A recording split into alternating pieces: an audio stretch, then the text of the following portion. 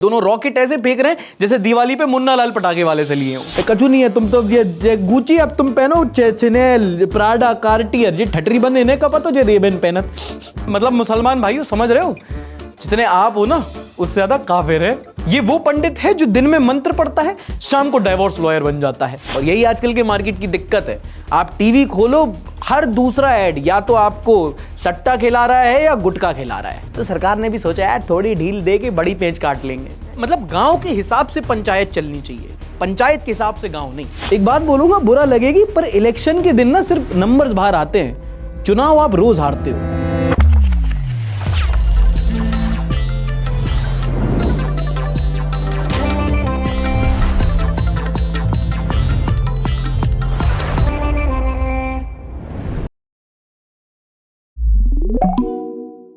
नमस्कार, आदाब, this is सार्थक and welcome back on the Sunday show. वो शो जहां अब हम करेंगे न्यूज की बात एंटरटेनमेंट के साथ। एपिसोड की शुरुआत एक बहुत बड़े सवाल से करूंगा। कमेंट सेक्शन देख लेना, खूब गाली पड़ी होंगी। हम लोग ना न्यूज के लिए हर रोज कुछ ना कुछ अखबार पढ़ते हैं। ये 19 तारीख के कुछ अखबार हैं। उस दिन राहुल गांधी जी का जन्मदिन था। ये देखो, ये द हिंदू में इतना बड़ा छपा है, यही ऊपर ऊपर मेन लीडर, नीचे एक दो छुटभैये मिल जाएंगे। और ये देखो टाइम्स ऑफ इंडिया में 55 साल के राहुल गांधी की 56 साल पुरानी फोटो। और ये देख के मुझे पहले बहुत हंसी आई, फिर बहुत दुख हुआ। मतलब ये क्या है? इस इमेज से बेटर मुझे नहीं लगता कि कांग्रेस को इस टाइम पे कुछ डिफाइन कर सकता है। सोनिया गांधी, इंदिरा गांधी की पैरोडी, प्रियंका, राहुल गांधी और बाकी सब नीचे। इससे बेटर कांग्रेस पार्टी को कुछ डिफाइन नहीं कर सकता। मतलब डायनेस्टी पॉलिटिक्स आपकी आधी पार्टी खा गई, लेकिन भूख खत्म नहीं हुई। अगर आप बीजेपी सोचो तो मोदी के साथ साथ गडकरी, अमित शाह, योगी आदित्यनाथ और पता नहीं कितने नेता दिख जाते हैं। इसमें कहां पे हैं आपके बाकी मेजर प्रोमिनेंट कांग्रेस के नेता? कहां है शशि थरूर, कहां है अशोक गहलोत, कहां है सचिन पायलट? अरे पवन खेड़ा ही लगा दो। आपके बाकी नेता ग्राउंड पर नहीं दिखते, अखबारों में ही दिखा दो। इन्हें कौन समझाए कि पुरानी फोटो लगाने से नए वोटर नहीं मिलेंगे? भाई आप बीजेपी के ऑपोजिशन हो या खुद के? और मैं ऐसा इसलिए बोल रहा हूं कि मुझे नहीं लगता कि कांग्रेस एक अच्छी ऑपोजिशन बन पाई है आज तक। बीजेपी का एग्जांपल ले लो, एवरेज पार्टी है पावर में, ऑपोजिशन में BJP is formidable and not just Congress. बाकी कोई भी पार्टी ऐसा लगता ही नहीं है कि ऑपोजिशन के रोल को सीरियसली ले रही है। आप दिल्ली का एग्जांपल ले लो, आम आदमी पार्टी चुनाव हार गई, उसके बाद कहीं दिखी आपको?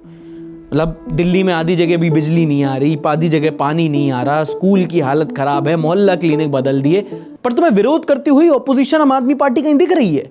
केजरीवाल बेटी की शादी के बाद वनवास में जा चुके हैं। जो उनके युवा नेता हैं राघव चड्ढा, वो या तो कैम्ब्रिज में दिखते हैं या फिर विंबलडन में। अगला पता नहीं करण जौहर की मूवी में ही लॉन्च होंगे अब। ऑपोजिशन पार्टी से पूछना चाहूंगा, तुम लोग क्या कर रहे हो यार?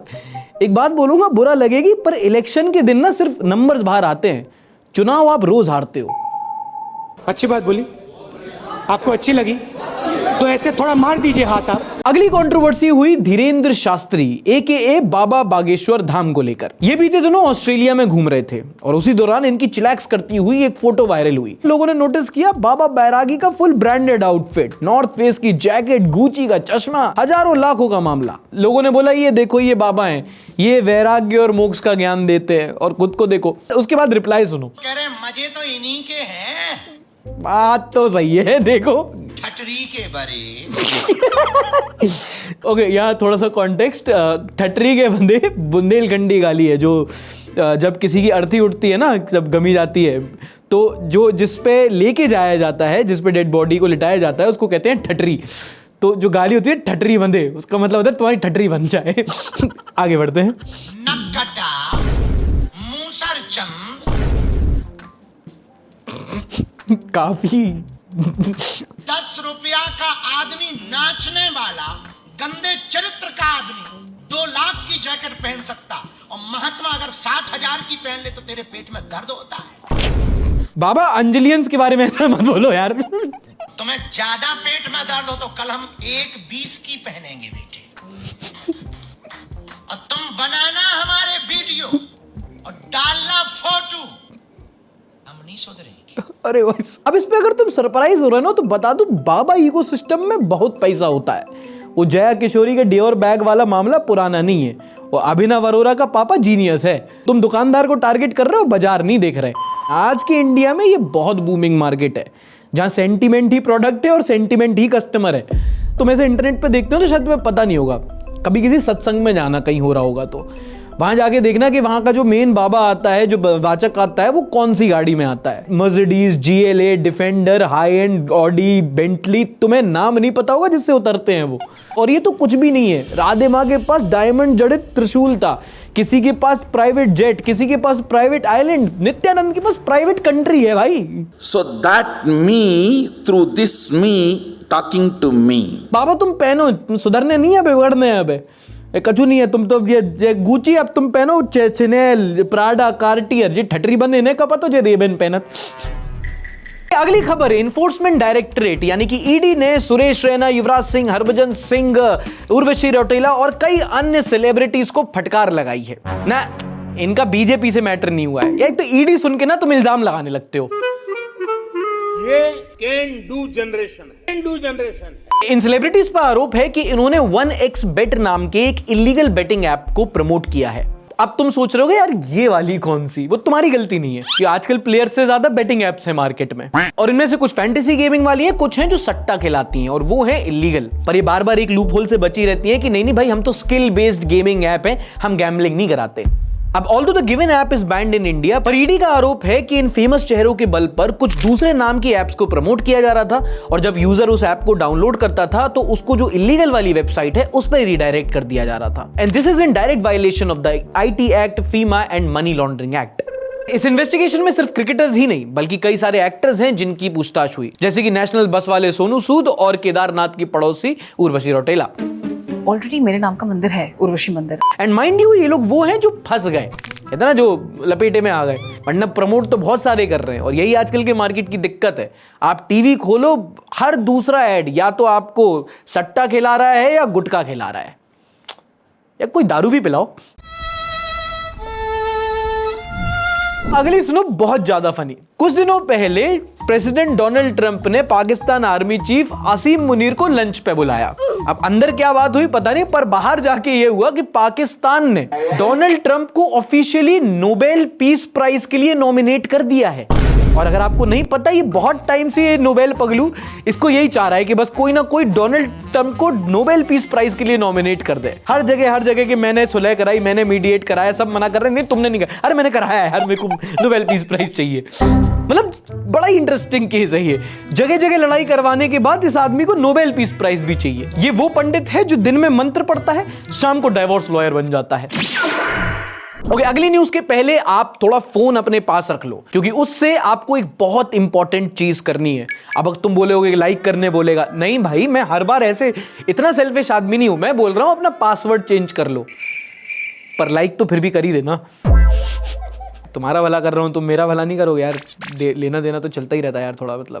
साइबर न्यूज की एक रिसर्च ने आज तक का सबसे बड़ा डेटा ब्रीच का पर्दाफाश किया है। लेटेस्ट ब्रीच में उन्होंने बताया है कि 16 billion login credentials which includes passwords and sensitive data, ये ऑनलाइन लीक हो गया है। 16 billion, that's twice the world population. सिवाय करीना के पति कोई सेफ नहीं है। मोटा मोटा कहने का मतलब कि अपना पासवर्ड बदल लो। एक अच्छा स्ट्रॉन्ग पासवर्ड रखना which includes lower case, upper case, numbers and a character like Pranjali miss you 69@।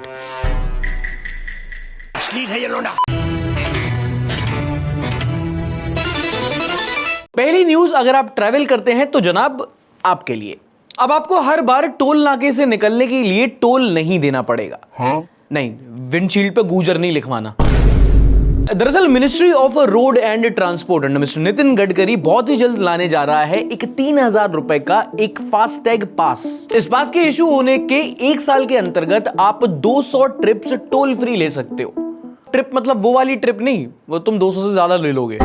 Trip मतलब गेड़ी वाली ट्रिप। और हाँ, उसमें भी एक टोल से दूसरे टोल को एक ट्रिप काउंट किया जाएगा। ऐसा नहीं तुमने दिल्ली से लखनऊ गाड़ी रसीद दी और फिर बोले कि भैया हाँ ट्रिप एक, स्नैप दो। एक टोल प्लाजा से निकले तो एक ट्रिप, और ऐसे ही आप साल भर में 200 ट्रिप्स कर सकते हो इस पास से। Now 2 more points to be noted. एक तो ये नेशनल हाईवेज और एक्सप्रेसवे पे ही लागू होगा। अगर आप कहीं स्टेट हाईवे से निकलते हो तो उसका टोल देना पड़ेगा।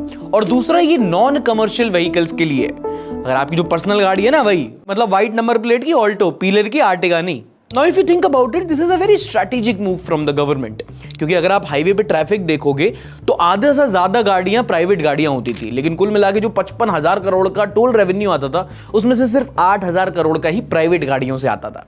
तो सरकार ने भी सोचा यार थोड़ी ढील दे के बड़ी पेंच काट लेंगे, मतलब थोड़ा इन लोग को 150 रुपए की राहत यहाँ से देंगे, फिर ऐसे 10 रुपए का पेट्रोल बढ़ा देंगे, 20 रुपए का ऐसे रोड सेस बढ़ा देंगे, और गाड़ी ये खरीदेंगे तो आधा तो हम लोग टैक्स में ले ही लेंगे, फिर बाद में रजिस्ट्रेशन चार्ज, फिर इनके घर के कागजात, दुकान की किस्तें, जेवरात, मंगलसूत्र मिला के लूट लेंगे। सही पकड़े हैं। और पर्सनली इस न्यूज से मेरा बड़ा लव हेट रिलेशनशिप है, क्योंकि अच्छी है पर लेट आई। तो संडे भारत के टाइम पे आ जाती, भाई कितने लाखों रुपए बचा लेता मैं टोल टैक्स में। अगली खबर है मेटावर्स से। व्हाट्सएप तो आप यूज करते ही होगे, फेक न्यूज और कहां से आती है तुम्हारे पास। अब व्हाट्सएप अभी एक एड फ्री प्लेटफॉर्म है, पर हमेशा से ऐसा नहीं था। पहले उनका एक रेवेन्यू मॉडल था, एक सब्सक्रिप्शन फी चार्ज करते थे, फिर जब फेसबुक ने इसको एक्वायर किया था तब उन्होंने उसको कंप्लीटली फ्री बना दिया था। और अभी तक व्हाट्सएप पे कोई एड्स नहीं चलाए जाते, पर अब बहुत ही जल्द आपको व्हाट्सएप में एड्स देखने को मिलेंगे। कहां पर? आप अपना व्हाट्सएप खोलो, एक चैट फीचर होता है, एक कॉलिंग फीचर होता है, एक अपडेट्स फीचर होता है, जो कौन ही देखता है। और इसी अपडेट टैब में आपको ऐड दिखाए जाएंगे। इसी के साथ जो ब्रॉडकास्ट चैनल्स हैं उनको भी एक सब्सक्रिप्शन का ऑप्शन दिया जाएगा, जहां पे करके यूजर्स कुछ एक्सक्लूसिव कंटेंट देख सकते हैं। और जानकारी के लिए ये रहा QR कोड, आप स्कैन करके हमारा व्हाट्सएप चैनल ज्वाइन कर सकते हैं। नहीं करोगे ना? हाँ, गरीब आदमी पैसे ना कमा ले, बस ये चाहते तुम, तभी तो देश की तरक्की नहीं हो रही, GDP नहीं जा रही हमारी आगे। देखो, call me a misogynist and patriarchal and whatever, but मैं हमेशा से कहता रहा हूं कि आर्टिकल 498A का मिसयूज हो रहा है। जिसको नहीं पता, article 498 is cruelty against wife bye husband और इन लॉस। बहुत अच्छे इंटेंशन से बनाया गया था, बहुत गंभीर कानून है, लेकिन बहुत मिसयूज हो रहा है। एक बार लग गया तो भाई बहुत नुकसान होता है। और अगर तुम नहीं मानते मिसयूज हो रहा है तो लेट मी टेल यू कितना। जब दिल्ली के 7 डिस्ट्रिक्ट कोर्ट में लगभग 10,000 498A केस को स्टडी किया गया तो पता चला कि उनमें से लगभग आधे तो कोर्ट ने ही खुद खारिज कर दिए, वो इतने फर्जी थे। आगे चल के 700 केसेस में और जमानत मिल गई। और पता कन्विक्शन रेट, मतलब अपराध साबित कितनों में हुआ? 10,000 में से 23 केसेस, 0.2%। मेरे ना कुछ दोस्त लॉयर्स वगैरह हैं, तो उनसे जब बात होती है तो बताते हैं यार कि इतना ज्यादा हो चुका है ये कि वसूली पे मामला आ गया है, कि जब बात नहीं बनती, फॉलिंग आउट ऑफ लव हो जाता है, कहा सुनी हो जाती है, तो 498A का केस लगा देते हैं। और इस केस का नेचर ऐसा है कि फिर जाके रंगदारी होती है सीधी। कोई ऐसा नहीं छोड़ रखा है जिसके बच्चों पे उसने आरोप न लगा रखे हो छेड़खानी के, पैसा लेना और दूसरे को बर्बाद करना। अब अगर आप बोलो कि भाई लीगल चैनल में कोई बदलाव आए तो उसमें टाइम लगेगा। अभी के लिए 2 सुझावों पे बात हो रही है। पहला तो इनको नॉन कंपाउंडेबल से कंपाउंडेबल बनाओ। नॉन कंपाउंडेबल वो जिसमें कि बातचीत से, सुलह से मामला सॉर्ट नहीं होता, तो भाई वो आप इसको अलाउ करो। और दूसरा कि वो लड़कियां जो फेक केसेस फाइल करती हैं, जो सही में असली की जो विक्टिम्स हैं उनका भी मजाक बनाती है, अगर पाया जाता है कि भाई फेक केस फाइल हुआ है तो उनके अगेंस्ट भी कुछ कार्रवाई का, कुछ पेनल्टी का प्रावधान होना चाहिए। अच्छा, लाइक से याद आया, पिछले हफ्ते के एपिसोड में पेगासस भाई कमेंट करते हैं, इतनी लाइक की भीख क्यों मांगता है भाई, अच्छा कंटेंट बनाते रहे, लोग अपने आप लाइक करेंगे। ठीक है भाई, नहीं करूंगा लाइक की मांग में, तुम्हें नहीं करना लाइक मत करो, बट अच्छा काम तो करना चाहोगे ना। दुनिया भर में इतनी लड़ाइयां हो रही हैं, इतनी नेगेटिविटी है, कुछ एक अच्छी मुहिम करना चाहोगे, एक अच्छा कैंपेन करना चाहोगे तो सब्सक्राइब करो। अच्छे कंटेंट को आगे बढ़ाएंगे हम सब मिलके। अरे हम मुहिम चलाएंगे यार, हम लोगों तक अच्छा कंटेंट लेके जाएंगे। तुम 3 लोगों से सब्सक्राइब कराओ और उनसे बोलो कि वो और 3 लोगों तक सब्सक्राइब कराएं। कितना बड़ा चेंज हो सकता है पता है?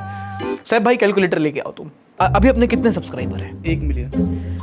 अगर उनमें से हर एक व्यक्ति 3 लोगों से सब्सक्राइब कराए तो अपने कितने सब्सक्राइबर हो जाएंगे? भाई हम तो मोहक मंगल से आगे निकल जाएंगे। 3 मिलियन। और उन 3 से बोले कि वो और 3 को सब्सक्राइब करें तो नीतीश राजपूत। और फिर उन 3 से बोलो कि और वो 3 को सब्सक्राइब करें। फिर उन 3 से बोलो कि वो और 3 को सब्सक्राइब करें। Mister beast. थैंक यू दोस्तों, आप मुझे इतने बड़े मुकाम पे आपने पहुंचाया, आप मुझे मिस्टर बीस्ट से बड़ा यूट्यूबर बना दिया। मैं तुम बहुत अच्छे हो, अच्छा काम करते हो मकसूद भाई। सपने देखना अच्छी बात है। अच्छा, अगली दो न्यूज है गिग इकोनॉमी को लेकर, यानी कि ऐप बेस्ड टैक्सी।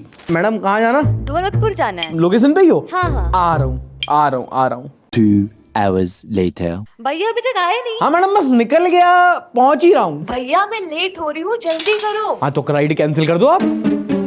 भाई इतनी बार गोवा की ट्रिप कैंसिल नहीं होती जितनी बार ये ओला उबर वाले अपनी राइड कैंसिल करते हैं, लेकिन इस बार गोवा वालों ने ओला उबर को ही कैंसिल कर दिया।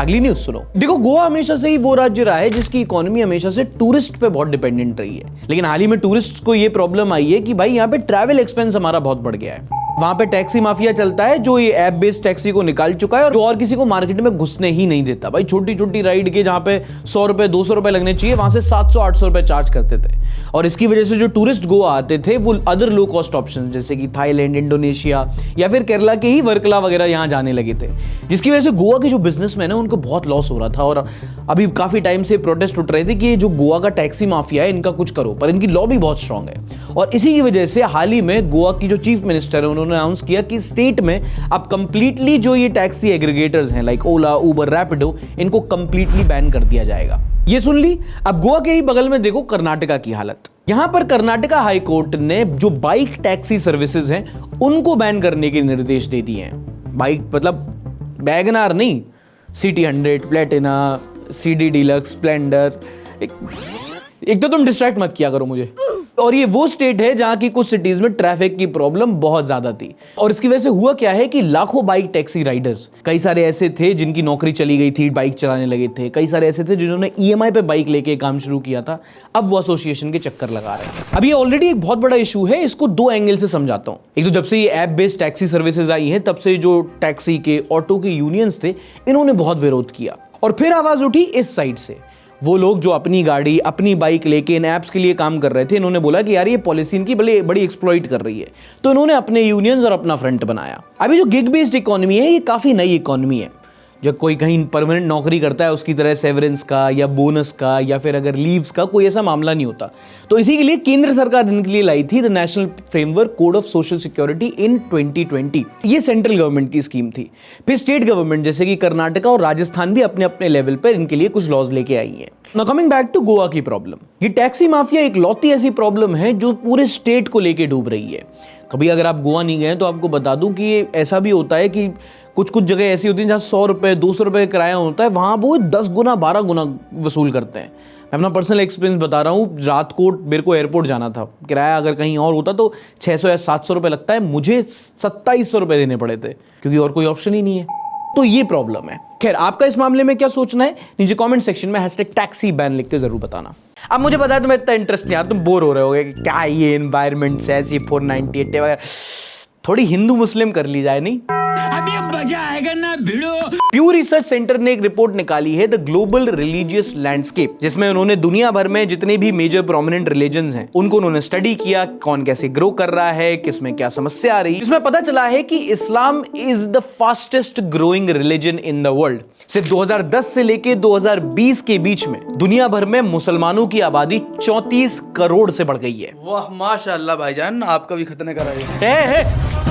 रिपोर्ट में आगे बढ़ते हैं। जनसंख्या के मामले में क्रिश्चियनिटी यानी कि ईसाई धर्म दूसरा सबसे ज्यादा तेजी से ग्रो करने वाला धर्म है। तीसरे नंबर पे आते हैं नोटा यानी कि वो लोग जो कोई धर्म नहीं मानते, और जनसंख्या के मामले में चौथा सबसे तेजी से ग्रो करने वाला धर्म है हिंदुइज्म। प्रधानमंत्री भी एक दिन मुसलमान होगा ना, इंशाल्लाह। अरे यार। इसके बाद भी यहूदी यानी कि ज्यूज, बुद्धिस्ट, जैन्स और भी कई सारे धर्म हैं मार्केट में।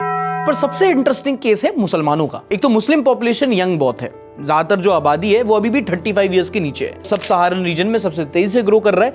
इनफैक्ट दुनिया के बाकी सारे धर्म मिला के जितनी जिनकी आबादी नहीं बढ़ रही, उससे ज्यादा मुसलमानों की आबादी बढ़ रही है। अच्छा भाईजान, अगर कलमा याद ना हो तो पीडीएफ चलेगा?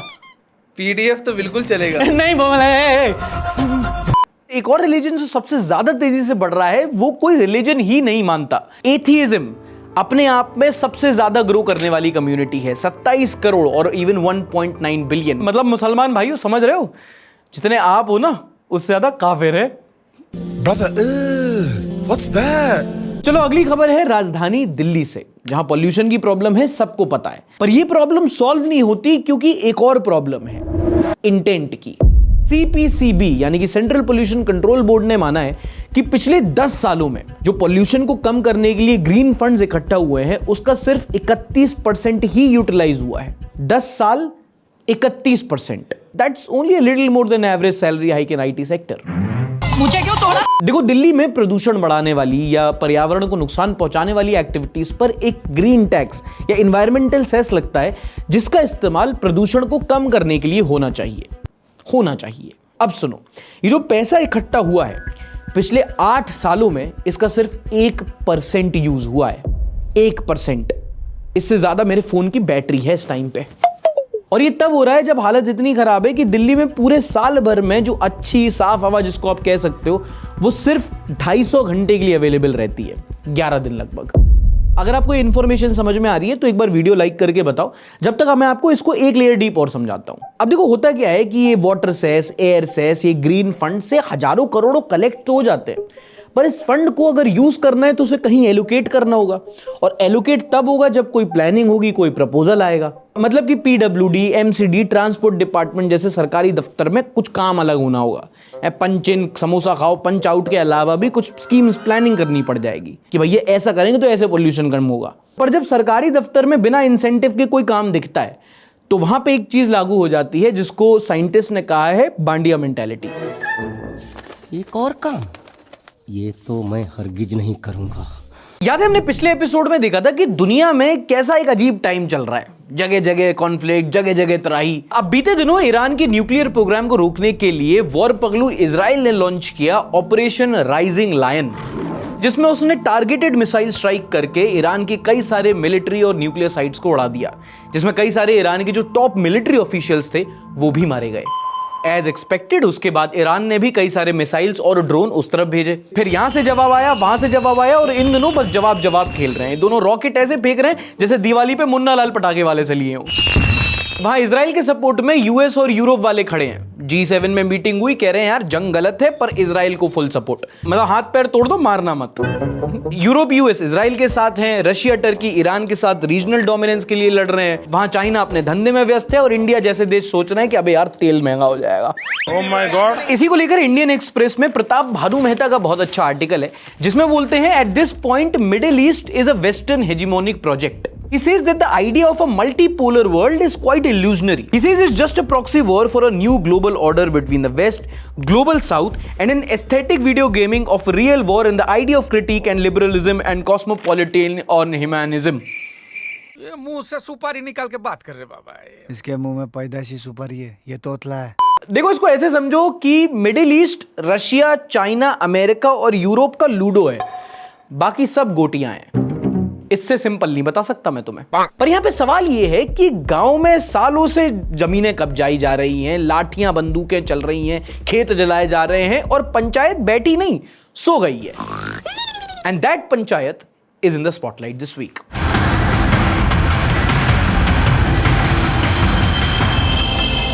यूनाइटेड नेशंस, संयुक्त राष्ट्र। हिस्ट्री थोड़ी रिवाइज करो तो हमें स्कूल में पढ़ाया गया था कि जब वर्ल्ड वॉर 2 के बाद जापान में न्यूक्लियर बम फटे थे, जिसको देख के बाकियों की फटी थी, तब सबने डिसाइड किया था कि यार ऐसे तो नहीं चल पाएगा, हमें चाहिए एक सेंट्रल बॉडी, एक मैनेजर, और तब बना था United Nations. The idea was to have a central committee, a parliament of nation, जहां पे इंटरनेशनल कोऑपरेशन से वर्ल्ड पीस मेंटेन किया जा सके।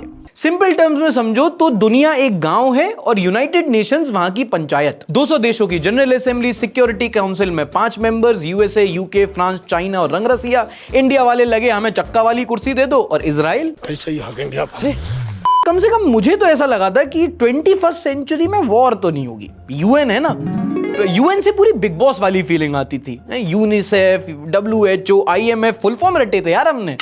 एंड पिछले कुछ सालों में रियलाइज हुआ है कि भाई यूनाइटेड नेशंस के पास पावर तो है पर वो यूज नहीं हो पाती। थॉर अगर हथौड़ा ना उठा पाए तो किस काम का। And to prove my point, let's look at the recent world crisis. For example Covid. क्या ये कोविड स्प्रेड होने से रोक पाए? अजी घंटा, जब तक इन्हें आग की बू आई आधी राख ठंडी हो गई थी। कब स्प्रेड होगा, कैसे स्प्रेड हो रहा है, कितना बड़ा क्राइसिस है, मास्क पे क्लियर गाइडलाइंस नहीं दे पाए और इनका मास्क उतर गया। जब सबको पता चल गया कि ओरिजिन चाइना है तो वुहान मिशन में WHO के ऑफिशियल्स को एंट्री ही नहीं मिली। चाइना सरपंच ने डेटा ही शेयर नहीं किया। वो हो गया, ना ही अच्छे से वैक्सीन बांट पाए। बाकी देशों में 1 डोज 2 डोज बूस्टर डोजेस चल रहे थे।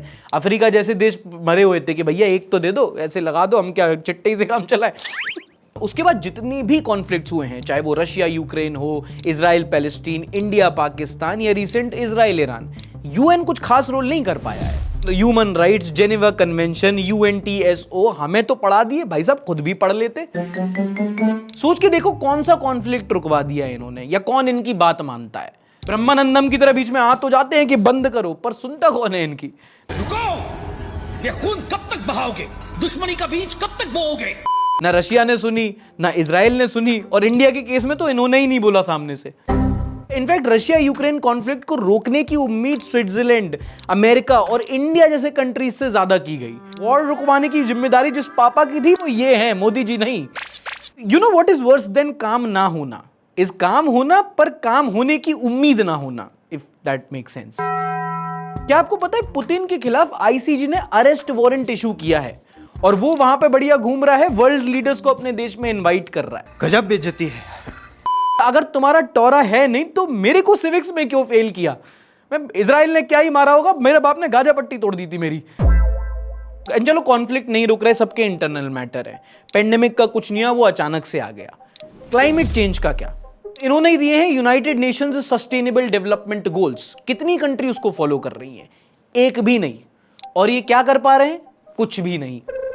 इनफैक्ट साल दर साल हम रिपोर्ट पढ़ते हैं that countries are not doing enough to counter the climate crisis, but United Nations उसके बारे में कुछ भी नहीं कर पा रहा। इनफैक्ट एक रेजोल्यूशन भी पास नहीं हुआ जिसमें क्लाइमेट क्राइसिस को एक ग्लोबल थ्रेट डिक्लेयर करते।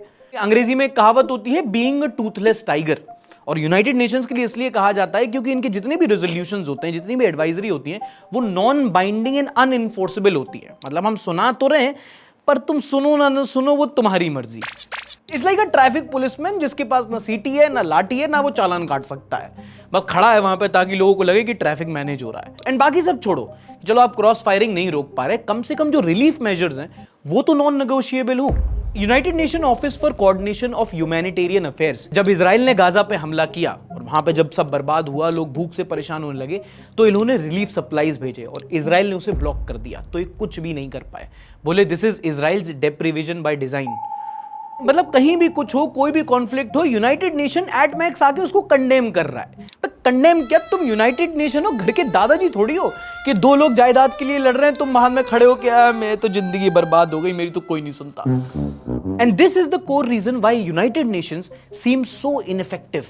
क्योंकि यूनाइटेड नेशंस के जो ठेकेदार हैं, जो सिक्योरिटी काउंसिल हैं, जो 5 परमानेंट मेंबर्स हैं जिनको P5 कहा जाता है, वो यूनानिमसली साथ में कुछ भी चाहते ही नहीं है, और उसकी वजह है उनकी वीटो पावर्स। यूक्रेन के खिलाफ हमला हो, रशिया को कुछ कहना चाहो तो रशिया अपना ये वीटो यूज करके खुद ही रोक लेता है। इजराइल को रोकने की कोशिश करो तो वो अपना ट्रंप कार्ड यूज करके USA से वीटो लगवा देते हैं। कोविड पे इन्वेस्टिगेशन होनी चाहिए तो चाइना का वासेपुर वाला वीटो। मतलब जिस इंस्टीट्यूशन की नींव मोरालिटी, पीस और कोऑपरेशन पे रखी गई थी, अब वो कुछ ही देशों की एक माउथपीस बन के रह गया है। ज्यादा कुछ हो ही नहीं पा रहा वहां पे। The UN eight this point clearly need reforms, और वो या तो बिना वीटो पावर हटाए या बिना किसी और कंट्री को परमानेंट मेंबर बनाए नहीं हो सकता। मतलब गांव के हिसाब से पंचायत चलनी चाहिए, पंचायत के हिसाब से गांव नहीं। और अब हफ्ते की सबसे ज्यादा वायरल, सबसे ज्यादा शेयर किया गया content in the next segment, share बाजार।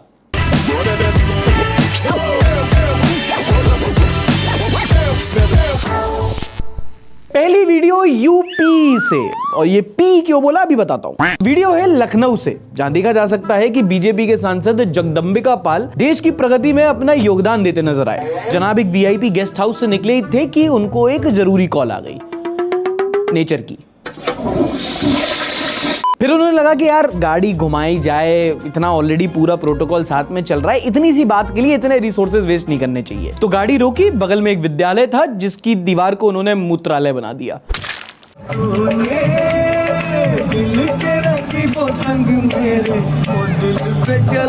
और सिविक सेंस का होना हो, हाइजीन का पूरा ख्याल रखा गया। गंदा काम करने के बाद हाथ धोए भाई साहब ने। पर देखो यहाँ विसर्जन कर रहे थे वो इंपॉर्टेंट नहीं है, स्कूल की बाउंड्री पे कर रहे थे वो इंपॉर्टेंट है। And to be guys, it's a very natural normal thing, I don't find anything wrong in it. क्या हो रहा है, बीजेपी वाले एजुकेशनल इंस्टीट्यूशन पे मूत रहे हैं, क्रिमिनल से ज्यादा सिंबॉलिक लग रहा मुझे ये। चीजें देखता हूँ मन को इतना संतोष होता है। एक अमेरिकन फैमिली इंडिया घूमने आई, गुड़गांव के एक 5 स्टार होटल में रुके और जब ऐसे पूल के साइड में से चिल कर रहे थे तब वो नोटिस करती हैं लड़कियां कि सामने वाले किसी होटल रूम से एक आदमी खुल के उनकी वीडियो निकाल रहा है। Someone is filming us. Not being discreet. Am I getting him? Okay, that's cute. John, bodyguard. Daddy, someone's filming. He's filming and he's not being discreet. चोरी और चड्डी चोरी। भाई की परफॉर्मेंस पे रिव्यूज देखते हैं। 5 star hotel with 3rd class behaviour. Typical Indian men commented by a typical Indian woman. I can't defend my country anymore bro, it feels good that you even want to. Gosh please don't come to India, India isn't safe for women, we ourselves are scared every day living in this country. अब यहाँ पे interesting बात ये है कि ये 5 star hotel में हुआ, तो ऐसा भी नहीं कह सकते कि अरे गरीब झुग्गी झोपड़ी वाले ये लड़के होते हैं लफंगड़, ये हरकत करते हैं। इस आदमी के पास शर्म हो ना हो, पैसा तो खूब था। तो बात हैसियत की नहीं है, बात नीयत की है। And one comment is from the actually gang. The actually gang says that actually, how do you know that she is filming you? The person may be filming the view around his room. Actually, you two are filming him, girls. या अल्लाह, मैं तो हिंदू हूँ। अभी मैं गाली नहीं दे सकता, family देखती है, वरना मैं ऐसे गाली। मतलब अगर इनको कोई हिट एंड रन करके चला जाए तो कहना अरे रोड पे तुम भी तो थे, तुम्हारी भी इक्वल गलती हुई। मेरे भाई अगर कल तुम्हारे मुंह पे कोई थूक देगा तो लोग उसी को गलत बोलेंगे ना, ये तो नहीं बोलेंगे कि तुम्हारी शक्ल डस्टबिन जैसी है। अब देखो, being an Indian man my self I can't help but cut some slack. लेकिन बेशर्म और बेहुदा में कोई तो अंतर हो, और इसमें भी मैन विल बी मैन। वो चुपचाप ऐसे पर्दे से नहीं देख रहा है, पर्दा हटा के खुल के कि मैं तुम्हें रिकॉर्ड कर रहा हूं, तुम मुझे कर लो चाहो तो। क्या बात है कि देखते हुए अगर दिख भी जाऊं तो क्या फर्क पड़ता है, हवस का पुजारी हूं, दर्शन करना तो बनता है भाई साहब। मतलब सोशल अवेयरनेस, जजमेंट, डाउटिंग, हम जो कर रहे हैं करने दो, जिसको जो सोचना है सोचे। जैसे कि अगली वीडियो वायरल होती है दुबई के बुर्ज खलीफा से, जहां एक गुजराती फैमिली बुर्ज खलीफा के अंदर गरबा कर रहे थे।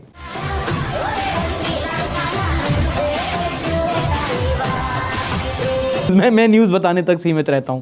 देखो, लाइक इट और नॉट, गुजरातियों के बारे में एक चीज तो माननी पड़ेगी, या तो ये नाचते हैं या इशारों पे नचाते हैं, समझ रहे हो? सूच है।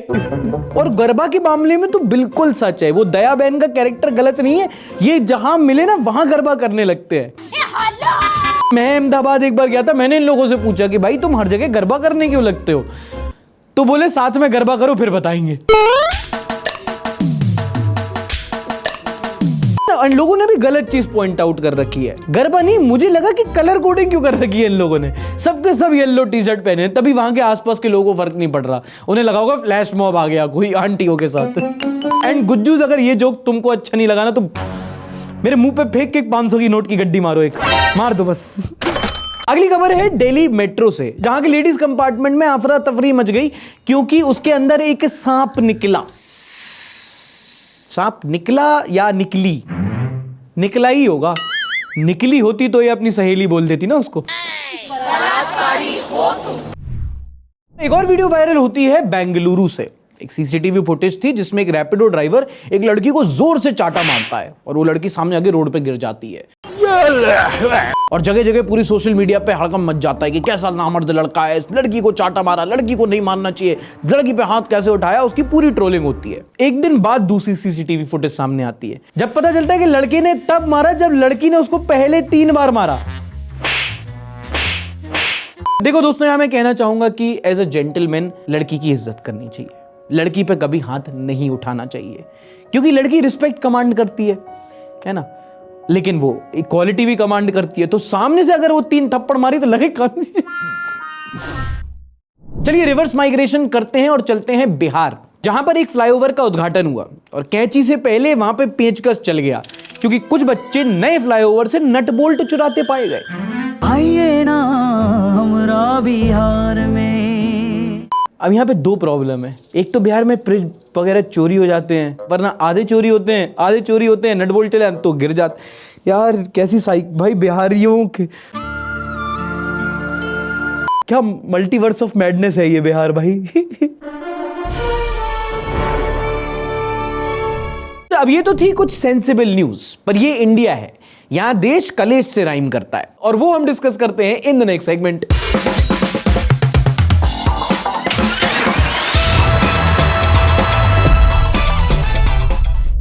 पहली खबर, मनी हाइस्ट जयपुर। पुलिस ने हाल ही में एक चोर को पकड़ा जो एक पेट्रोल पंप के पास एक घर लेके वहां के कमरे से 25 फुट की सुरंग खोदकर डीजल चोरी कर रहा था। भाई एफर्ट देख रहे हो तुम आदमी का, सुरंग ही खोद दी भाई इसने। भालू टाइप मेंटेलिटी, शहद चाहिए तो सीधा छत्ते पे हाथ हमारा। और भाई पूरी फुल प्रूफ प्लानिंग, सुरंग लगाकर मेन पाइप में से वॉल्व लगाकर धीरे धीरे डीजल निचोड़ने का प्लान था भाई का, चल भी रहा था। फिर जब पेट्रोल पंप पे प्रेशर कम आया तब उन्होंने जांच बिठाई कि ये कैसे हो रहा है। फिर उन्होंने देखा कि पास में एक घर में पानी का ठेका है, धीरे धीरे पिकअप ट्रक से ड्रम भर भर के निकल रहे हैं। जब उस घर में छापा पड़ा तो पता लगा कि तेल निकाल के चूना लगा दिया। भाई कभी कभी कुछ भी होता है, हमारे यहाँ ऐसा ही होता है। जैसे एक बार फिर से नोएडा में कार चालक को हेलमेट ना पहनने का चालान भेज दिया। हाँ, वो आजकल कैमरा से ऑनलाइन सिस्टम होता है ना, तो वहां एक गलती हो गई। एक स्कूटी वाला बिना हेलमेट के चला रहा था, नंबर था 1982, कैमरा ठीक से पकड़ नहीं पाया तो 1902 नंबर कार वाले को चालान भेज दिया। अब यहां पर आपका पता नहीं, मैं ये सोच रहा हूं कि वो स्कूटी वाले को सीट बेल्ट का चालान कब आएगा। UP I love you. तो अगली वायरल वीडियो, एक बच्चे के नीट एग्जाम क्लियर करने पर पापा ने पूरे गांव को आइटम डांस दिखाया।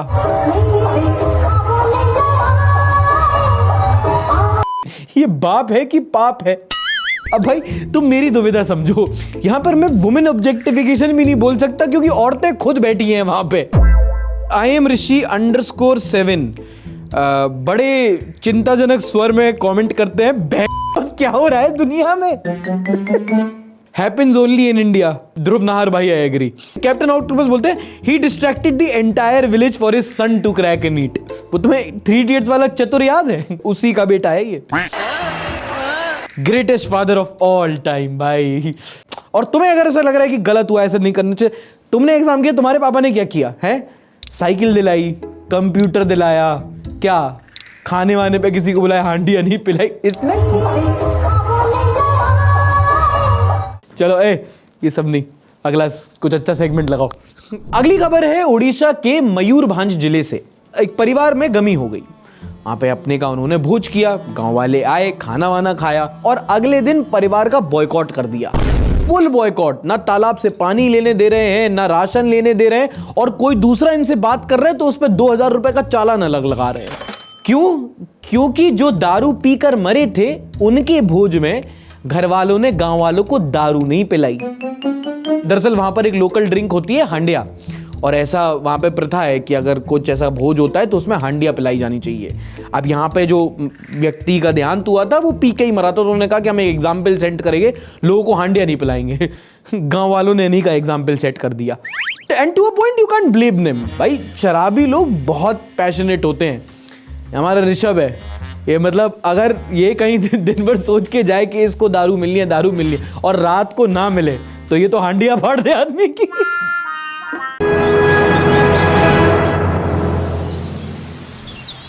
इस हफ्ते की पॉजिटिव न्यूज दरअसल 2 वायरल वीडियोस हैं मेरी टाइमलाइन पे आई, मैंने सोचा आप लोगों के साथ शेयर करता हूं।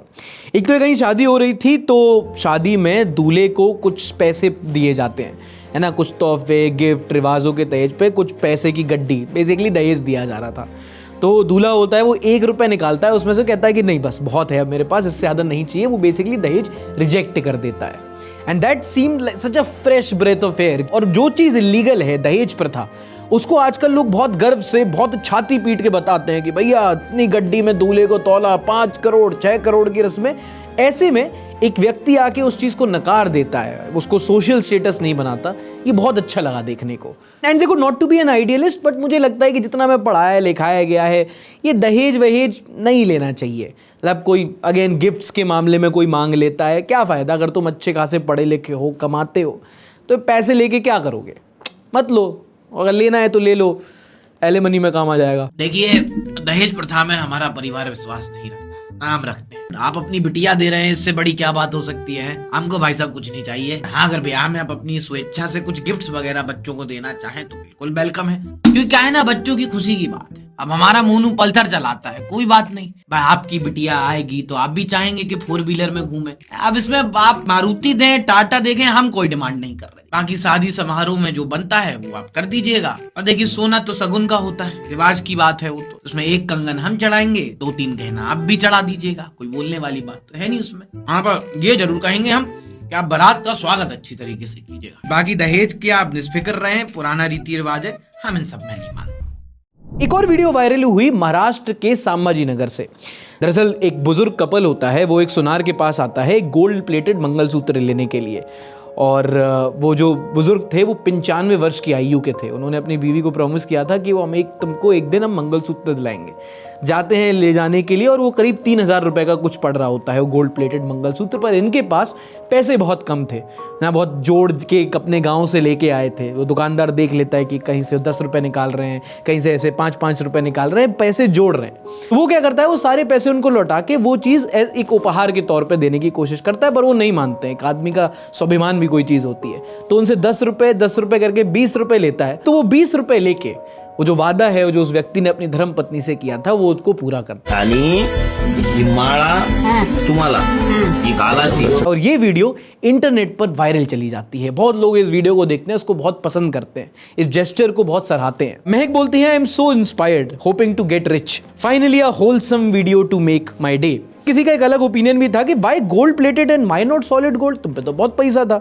This guy is receiving way too much praise for doing less than the bare minimum. और इनका जवाब अगले ही कमेंट में दिया गया है कि his parents have raised him right, well done gentleman, it's not the jewellery that matters but the act of kindness that speaks volume. उनको चीट भी कर सकता था, वो उनको भगा भी सकता था, but he chose to take their blessings. And देखो, if you know me, you know I am a very big fan of random act of kindness. कभी कभी आप छोटी कुछ चीज़ें कर देते हो, वो बहुत लोगों के लाइफ पे एक बड़ा इम्पैक्ट डाल जाती हैं। ज़रूर वो उनको एक गोल्ड प्ले दे सकता था, फ्री में दे सकता था, बट उनका स्वाभिमान रखने के लिए वही दिया जो वो लेने आए थे, और थोड़ा सा एक अमाउंट भी लिया।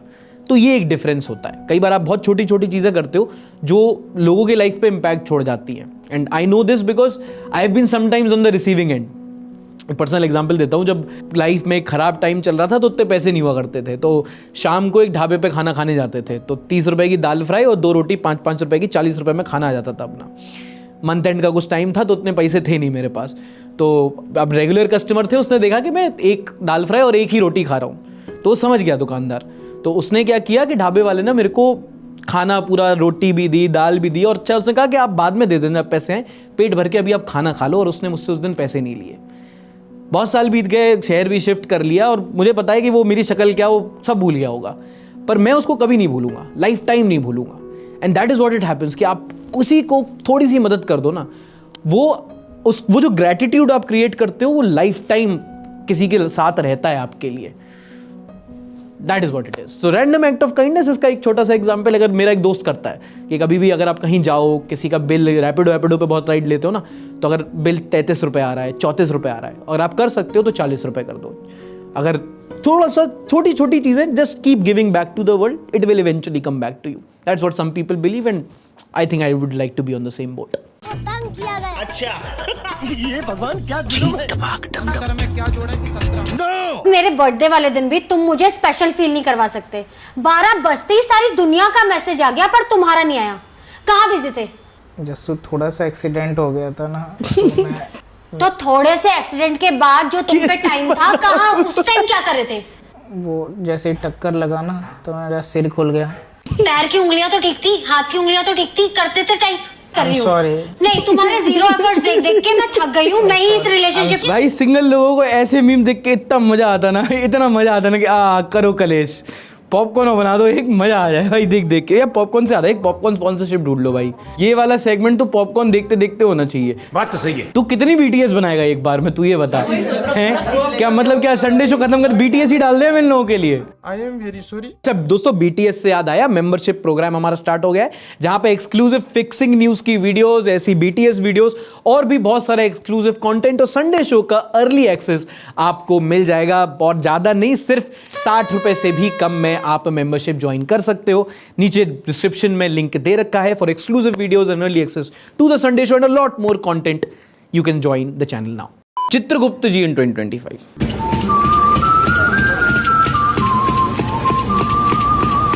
टाइम आएगा। मेरा टाइम तो मेरा ऐसा कोई खास काम है नहीं, यहाँ पे पड़ा ही रहता हूँ। मतलब उनके लिए ही बैड इन्वेस्टमेंट है। कोई ढंग का आदमी अगर लेके जाए, ऐसी फ्यूटाइल इन्वेस्टमेंट यहाँ वहाँ कर लोगे तो मतलब नहीं है यार। चित्रगुप्त जी कुछ समझो। मतलब I am just saying I think you are a good, you are a reasonable man. Leave me, they sound like a better option. वक्त बदल दिया, जज्बात बदल दिए, जिंदगी बदल दी। Yamraj me like overtime करना पड़ रहा है। अरे बाबा टाइम बहुत खराब आ गया। डेटा एंट्री की जॉब मिल सकती है क्या? याद करने की एक्टिंग करोगे ना, तो जब हम असली में याद कर रहे होते हैं तो हमारी आईज रोल होके राइट पे जाती है। और अगर आप हाँ, आप झूठ बोल के याद कर रही होंगी कि तो आपकी आईज लेफ्ट पे रोल होंगी। आज तो तेरा रिजल्ट आने वाला था, आ गया क्या? एडिट खत्म कर लिया? नहीं, लेकिन अगर आदमी अंधा हो तो you are a good question. वो अंदर चला जाता होगा मतलब दैट्स व्हाट शी चाय और beer. I've never tried chai in my life. It's disgusting. नहीं, मैं समझने की कोशिश कर रहा हूँ। ये है फर्स्ट वर्ल्ड प्रॉब्लम। तुम सोचो कोई बोला कि चाय या बियर, यार मैं नहीं पीता, तो ऑब्वियस होगा कि चाय तो ट्राई की ही होगी इसने। अरे शर्म करो। दोनों मिक्स करके। ऑन मंडेज इट इज चाय, ऑन ट्यूसडेज बियर। इन बच्चों के लिए हम पेड़, पानी और ये जो ग्लेशियर बचा रहे हैं। मैं तो कहता हूँ डूब जा। अबे वो कौन सा भी मैंने रील शेयर किया था जिसमें उसने सुभाष चंद्र बोस की फोटो खींच के थे, कहते कौन है, कहती गांधी जी। आपको इस फ्रीडम फाइटर का नाम बताना। महात्मा गांधी। ये गांधी जी थोड़ी है भाई। मतलब ऐसे लोगों को करेंसी नोट यूज नहीं करने देना चाहिए। क्या लायक नहीं हो तुम गांधी के लायक? कैसी औरत होगी ये जो इतना क्रेडिट कार्ड पगलू है कि उसने कभी नोट नहीं देखा होगा, क्यों गांधी जी नहीं पहचान पाई? एक दिन पूरी तरह फंसोगे। I never tried beer in my life, it's disgusting. बंदर क्या जाने अदरक का स्वाद। ये this is true.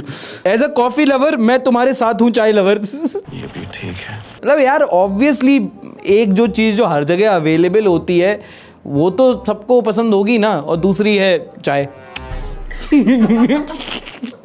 Middle East countries every time my portfolio starts to recover. Israel Palestine, Israel Jordan, Israel Iran, बाकी सीरिया और इराक वाला तो चलता ही रहता है भाई। जितना तेल है इनके पास आग भी उतनी ही लगाते हैं यार ये लोग। लॉकहीड मार्टिन में इन्वेस्ट करना था। लॉकहीड मार्टिन तुम समझ रहे? लॉकहीड मार्टिन, डसॉ, समझ रहे हो ना? Asim Munir at the White House. इसमें से खा लेता हूँ, क्या पता था।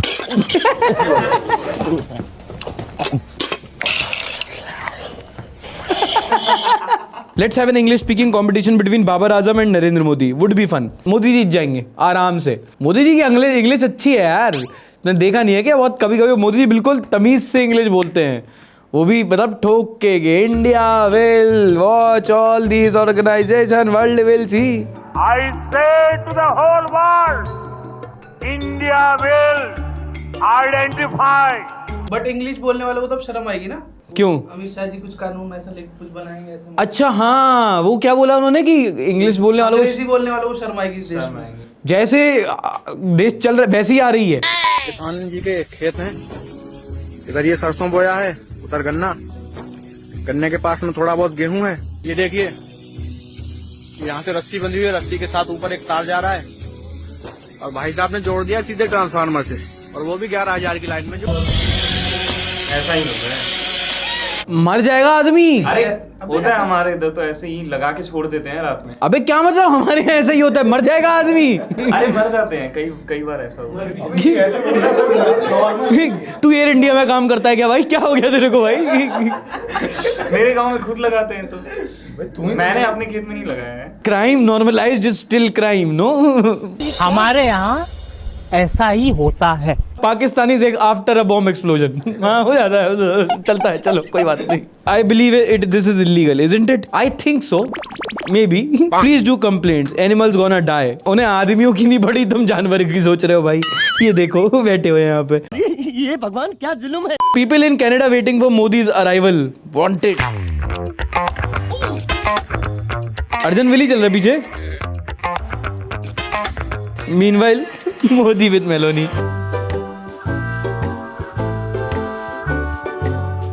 ये एक ऐसी चीज है जो जितना मजे ऑपोजिशन वाले लेते हैं ना, उतने ही बीजेपी वाले भी कहते हैं कि हाँ मतलब भैया की है तो एक काम था, ठीक है। नहीं अच्छा है, अच्छा है, बढ़िया, सब बढ़िया। Indian electricity department. पानी की बूंद गिरी, लाइट काट देता हूँ। आंधी तूफान आ रहा है, लाइट काट देता हूँ। गर्लफ्रेंड से लड़ाई हो गई, लाइट काट देता हूँ। मेरा फोन तो फुल चार्ज हो गया, अब लाइट काट देता हूँ। पेट्रोल खत्म हो गया, स्कीम वहाँ का, लाइट काट देता हूँ। क्या है यार, कितना बोर हो रहा हूँ, लाइट काट देता हूँ यार। लाइट आ गई, लाइट काट देता हूँ। मेरे घर तो इन्वर्टर है।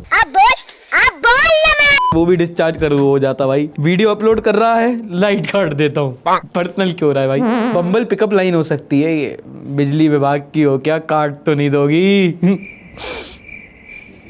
क्रीप लगा है भाई सुनने में, ब्लॉक हो जाओगे भाई, छोड़ो तुम। तो ये था इस हफ्ते का एपिसोड। सार्थक जनता पार्टी यहां तक देख लिया है तो बस भाई एक वीडियो लेके आता है, तुम बस एक लाइक देके जाया करो, अपना बहुत हेल्प हो जाती है। यूट्यूब वाले बस खुश हो जाते हैं, बाकी लोगों को वीडियो दिखा देते हैं। और यूट्यूब वाले नहीं तो तुम तो खुश हो ही गए हो। अपने किसी दोस्त के साथ, किसी रिश्तेदार के साथ, किसी चाहने वाले के साथ ये वीडियो शेयर कर सकते हो, उनको न्यूज ऐसे देखने के लिए प्रोत्साहित कर सकते। और यूट्यूब नहीं तो तुम तो करो यार, 3 लोगों से चैनल सब्सक्राइब करो, उनसे बोलो कि और 3 लोगों को सब्सक्राइब करवाएं, चाहे ये मुहिम बढ़ती रहनी चाहिए आगे। और ऐसे ही 3x3 9 के साथ मिलेंगे अगले एपिसोड में और न्यूज और एंटरटेनमेंट के साथ। तब तक के लिए अपना ख्याल रखिए। टाटा बाय बाय, शब खैर, and don't forget to like, subscribe with 3 people and share. क्या मैं आपका दोस्त बन सकता हूँ? पास में ही दुकान है, वहाँ बहुत अच्छा चॉकलेट केक मिलता है। अरे राजपाल यादव, तुम कहाँ गए? जाओ सार्थक को भेजो। मैं यूं भाई, हाँ जी, पेटीएम गर्ल के जो कमेंट देखते हो ना, आधे ऐसे ही फ्रॉड होते हैं उसमें। आपको कैसे पता भाई? अरे कहाँ उसे चले आ रहे हो भाई? बैठा लो आगे, टक्की बात है, कबाड़ी अटल। अरे हम रिजर्वेशन करवाए भाई। कह दो कि हमारे पास एक स्पॉन्सर है। नहीं है भाई, ऐसे क्यों? कह दो। नहीं है। आय हाय जवानी ले डूबी, आय हाय जवानी ले डूबी। कि सर ये रेड हाउस से इसलिए बोली सर, प्लीज मैंने कुछ नहीं करा सर, मैं बेंच पे बैठा था सर, प्लीज सर। मुझे दुकान ही नहीं चलानी, मैं दुकान बेच के गाँव चला जाऊंगा। तो गांव भी तो वक्फ की प्रॉपर्टी है भाई। लेकिन मेरा मकान तो सरकारी क्वार्टर में है ना।